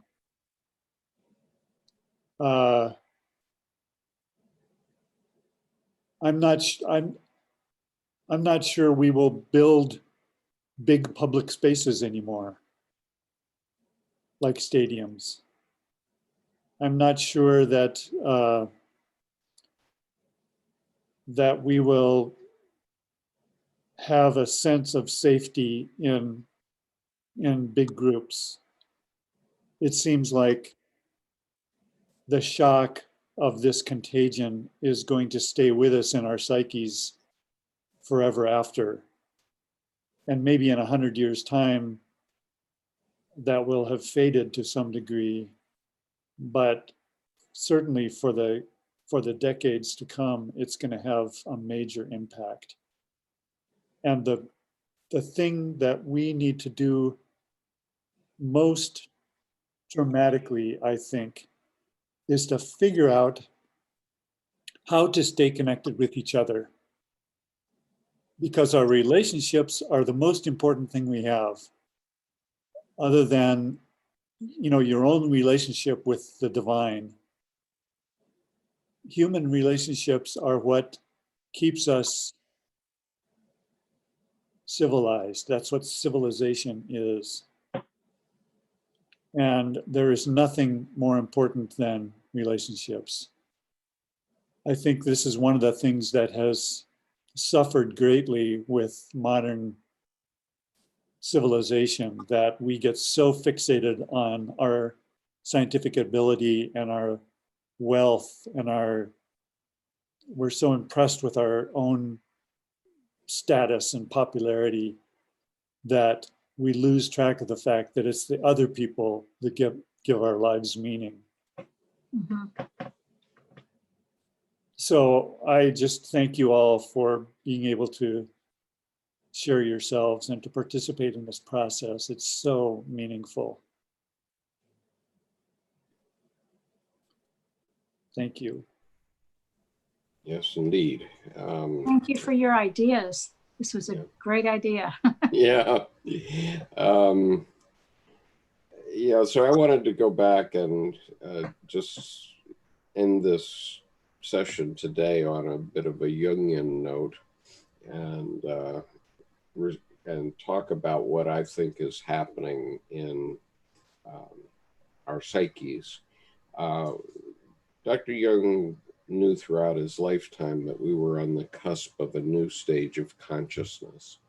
And I think that what is happening now is, you know, a manifestation of that. We're seeing that people are changing right before our eyes.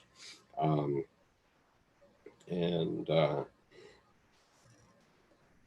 not to talk about that so much, but, you know, one of the things that I've observed over time is that, you know, Friedrich Nietzsche said God is dead. Well, the God of rationalism is dead. And materialism, that God is dead. That there was never a God of materialism who was alive, actually. but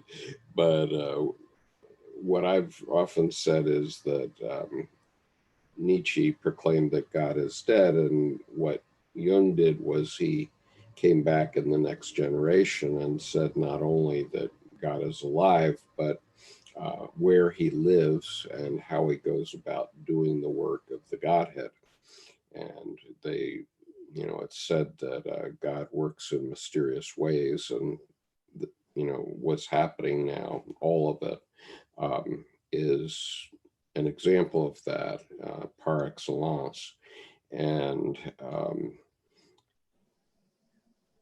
I, you know, when I want to be kind of a little facetious, interestingly though, I've made this statement: God is alive.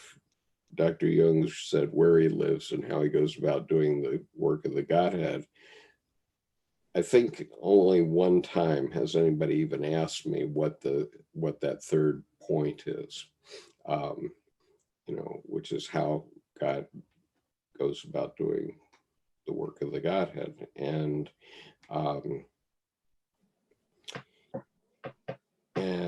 when I want to be facetious, I say, well, it's like bumper cars in the amusement park where we just keep crashing into one another, and we gain more and more consciousness and awareness of what's happening to us, and so you know, God most certainly is there, but God is a part of all of us, and as we crash together in one way or another, both in love and in enmity, God learns and improves and points the way for us. And so I just stop on that point for now. I don't want to go on about it, but so any comments on that? Skip, that's really beautiful and meaningful and speaks to all of us. By listening to you, I also wanted to respond to Nancy, and they kind of both together, and to all of us here, our family here today. Nancy, you brought up about the younger people, and of course, so did Kishbu, and myself and Cindy with our grandchildren and children. I think there is a fear, and now of course Gray is much younger than the rest of us, but I think there is Kishfu's, but I think there is a fear that the younger people, like Nancy's 28-year-old daughter, who are not taking it serious. And we, as the elders, and I know Skip talked about this when he and Tim were first putting this group together, talking about, you know, the indigenous tribes who had the elder wise men, wise women, shamans. And that's what Nancy was saying as well, and Skip as well. In fact, we've all said it. We have to go forth, whether it be on video or whether it be make a phone call or send an email or whatever it takes. We need to help our youth, as Kishbu is doing, as Cindy is doing, as Nancy's kind of reeling a little bit about because he's a boarder and she wants, I can tell what she's feeling. She's like a son, but he's not listening. And Greg, you're younger, but you're still, you're a teacher. We need to get the children to listen. I think that's the biggest thing that's come out of today. That and the fact that we are a family. And also, I just want to say to those of us who are here today, since it's a small group, if it had not been for Nancy and Skip, and especially Cindy, I would never have realized that I was sick. And if that had not happened, who knows where I'd be right now. So thank you for helping me, all of you, because I truly didn't think I could have been exposed. And then when I realized that what was happening with Cindy and what was happening with the other lady, Terry, was exactly what I was going through, it was like a big eureka. So I feel this group has saved my life. So thank all of you. And I do think we need to reach out to the youth. Well, I'd like to talk about the youth just for a minute. The youth are going to change, and they can't see what this is going to mean yet, because they've been told, well, it's mostly older people that are going to be affected, and so they say, okay, well, it's not part of my life, so I'm not going to worry about it. Even if I go out and get the virus, I'm going to have a mild case and go on. And I understand what their attitude is from that point of view. And, you know, even I remember having such attitudes when I was younger. But we need to remember the old saw, youth will be served often on silver platters.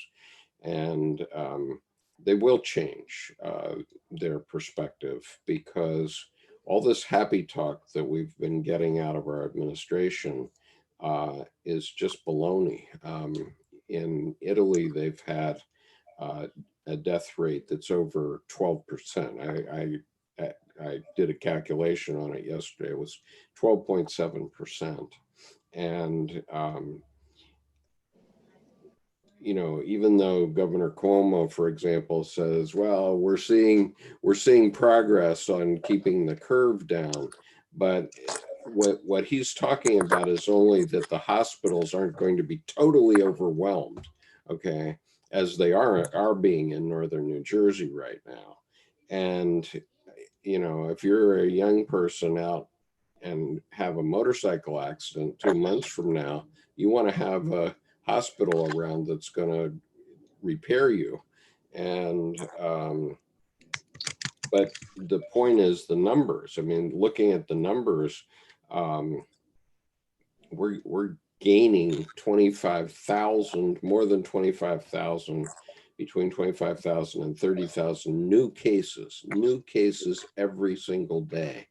And so maybe we will get the statistic to the point where we're not totally overwhelming our healthcare system, but this disease is nowhere near being controlled. And by August, you know, well, some statistics say we'll have 160 million cases. And if that's true, then we're going to have 5 to 10 million deaths in the United States. And so right now, we've had about 20,000 deaths, and the order of magnitude is going to be monumental. people everywhere are going to know, every person in the world will know somebody who has died. And so, you know, we're only at the beginning of this, you know, and we need to be aware that we're, you know, we're not only holding ourselves together, but we're in a way holding the world together by offering this sort of outlet where people can talk about what they're experiencing. But you know, I hate to be a bearer of bad tidings, but I think we have to realize that it's going to be hard. And I think it's Cindy is shaking her head yes, because she knows. I'm also trying to hide my tears. Yeah, and Cindy, I want to make sure we say to you before you get well again, because I know that once you clear yourself so that you're immune, that we may not see as much of you. I just want to be sure to thank you and all the nurses and doctors that you run into in the next year, because I know most of them didn't sign up for this, and the same is true grocery clerks and delivery boys. You know, when I was in the Marines as a second lieutenant, the death rate for a second lieutenant in the Marine Corps during Vietnam was 4%, and so this is between double and triple that. And so all of a sudden, everybody in the country is in the middle of a war that is quite shocking, and we don't have we're not even swimming in the chaos of it yet. We're all trying to stay surviving until we can swim, and so I hope that you'll express to your colleagues how much we all appreciate their hard work. It's going to be I just lot of love and it is very, very hopeful. Hopeful is the theme of I think today's call, maybe because when I'm looking at you guys, when Nancy is recovering and sorry, Cynthia is recovering and she's sharing and talking, and this is like balancing out my psyche. Like I am just blessed to see her talking and even crying. That is it's just so soulful. It's just so nice, and I feel blessed because of it. So other day I kind of got angry on few kids over here, like, so I said that, and I was actually pissed off that day because I had to tell this to a couple of people, and I had to draw circles for one auntie who sell vegetables here. I'm like, auntie, this circle, nobody moves and nobody understands. Like I don't speak local language here, so but they know that if I am walking there, they will all just disperse. So finally, like yesterday, I said that if you die, your body will not come to your family. Like, do you understand the intensity of it? Now you decide. Do you want to? Nobody will decide you will be buried or you will be burnt. They don't care about it. So I was my voice was raised at that time. Even I think my blood pressure too. But after that, they just got it. Like I just told them, and after that, they just got it. So it was hard, like hard truth youth can digest, not the glorified versions of, simplified things. The moment things are so simplified, it feels like there's something fishy in it. Like youth are used to of this harsh truth. It kind of like, I think people of my friends, like we understand truth. Other than that, we just find the fishiness. We can't name it, but we can smell it. So as long as like we are being absolute honest, I think we will be able to communicate with the youth. But that honesty has to be there. The truthfulness has to be there, because they're young and they can sense it, because they love you more. You know, they know you more. The elderlies, right? Like we look for the wisdom. We are not intelligent so much. We don't have experience, but we look for the wisdom, and that is needed to. It's high time like people start talking to the youth like that they matter. They do matter because thank you so much. They do matter because they're the ones that are going to be dealing with this 50 years from now when they have a pandemic. And so Khushbu, would you offer your mantra now, because we're after 2 hours now, and we're going to bring this to an end for today, but we'll continue on Thursday. So do you have yourself together so that you could offer your prayer for us? Yes. Yes. Khushbu is going to offer a Sanskrit mantra, which all of us have found very meaningful to us. And you can find her mantra freestanding in a 2-minute video on this YouTube channel, but go ahead, Khushbu.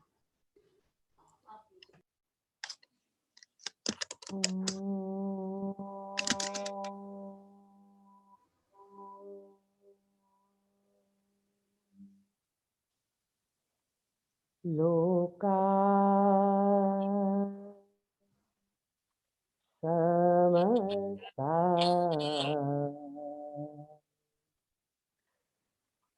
sukhino bhavantu. Loka samasta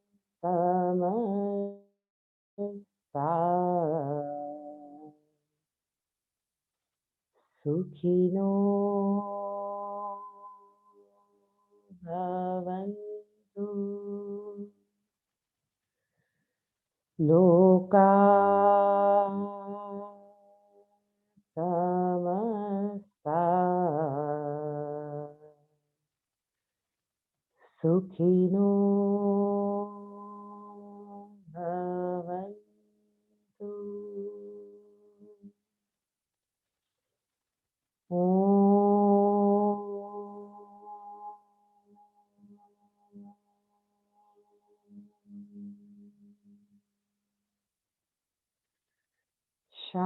Shanti, Shanti, Shanti.